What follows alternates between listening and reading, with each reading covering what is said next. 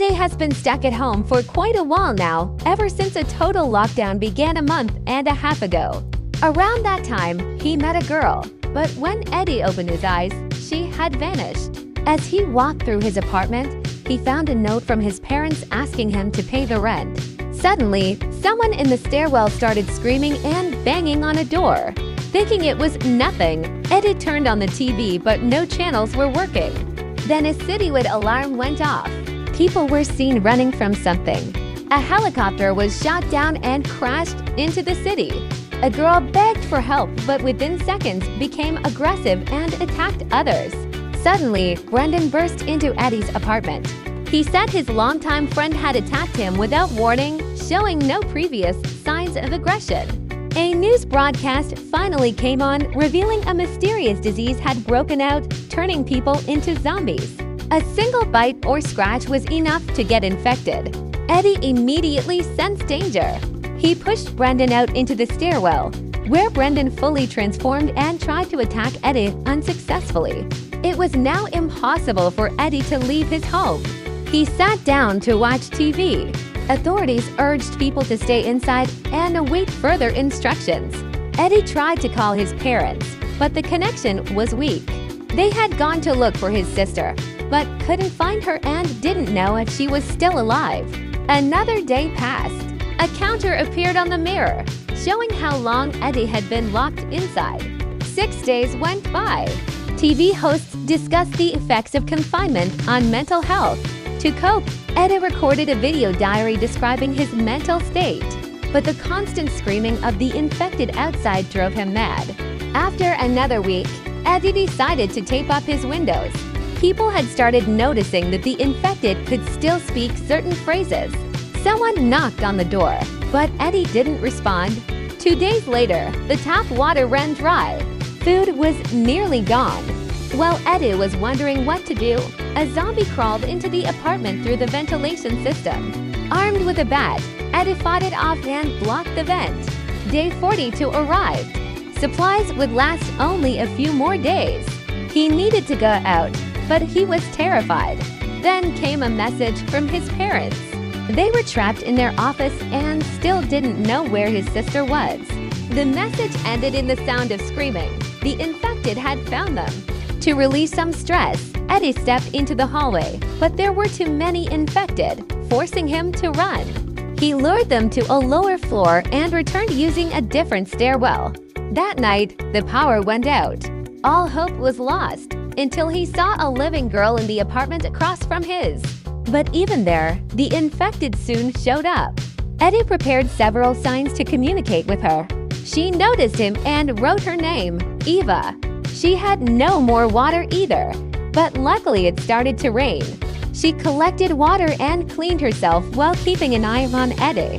The next day, Eddie came up with an idea to connect their balconies with a rope and send her some supplies. But suddenly, a jumper zombie appeared and tried to catch Eva.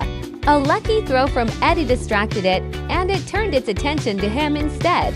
That wasn't all. Another zombie started breaking down Eddie's door. He tried to block it with a fridge. Meanwhile, the climber zombie broke through the glass, but knocked itself out. Eddie rushed to finish it off, getting blood on his face in the process.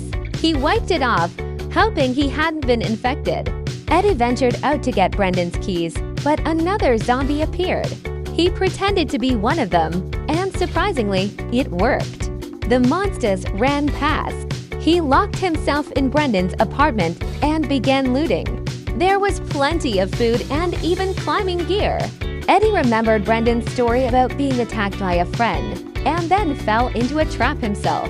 A zombie nearly bit him, but his clothes were too tough to tear. He gathered everything useful and returned home. Checking for wounds, he realized some zombies were still looking for him. Among Brendan's stuff were 2 radios. After a short rest, Eddie climbed down his balcony. Infected were everywhere. He quietly approached Eva's building and threw a radio onto her balcony, then returned home. The next day, Eva found the radio and they could finally talk. Inspired by the zombie from the vents, Eddie figured out how to access other apartments through the ducts. In one, he found a long-dead zombie and lots of supplies. He told Eva about it, but she said she was tired of waiting to be attacked and decided to climb up to Eddie's balcony. As Eddie approached the door, he saw a fridge. Someone was living here. Turning around, he saw Edward, who had broken through the wall to get in. He claimed the apartment owner was already dead and offered Eddie a meal, real meat, not canned food.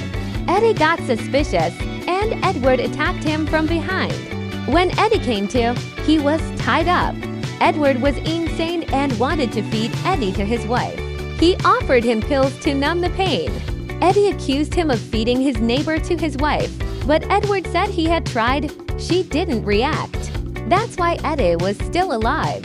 When Edward heard Eva's voice, he went to investigate. Eddie seized the moment, broke free, and pushed Edward into the arms of his undead wife. By then, Eva's apartment was overrun. Eddie ran to his apartment but couldn't get in. The fridge was in the way. He locked himself in Brendan's place instead, climbed down using bedsheets, and crash-landed into a pile of potatoes, attracting the infected. Luckily, there was a loaded shotgun nearby, but the shots only drew more zombies. Eva threw down a sheet rope. To avoid being followed, Eddie cut the rope after climbing up. Then Eva climbed down to him. They headed into the hallway, but more infected burst out. They managed to avoid them and ran up the stairwell. Eddie tried to break the door handle with his bat, but it shattered. On the upper floor, a zombie attacked them. Eva tried to push it, but accidentally knocked Eddie down. The infected attacked, but didn't manage to bite through Eddie's Kevlar gear. Their apartments were connected, so the couple returned to Eddie's place. Zombies attacked from every door, but they fought back as a team and made it to Eddie's apartment.